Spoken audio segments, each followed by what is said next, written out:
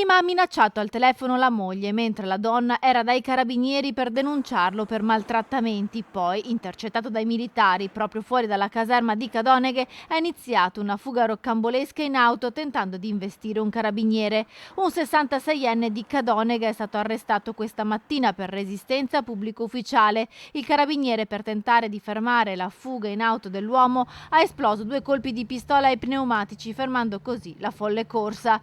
I fatti sono avvenuti questa mattina intorno alle 10:30 a Cadoneghe. L'uomo si stava separando dalla moglie, l'ha minacciata al telefono urlandole ogni tipo di insulto mentre lei era dai carabinieri proprio per denunciare le sue vessazioni.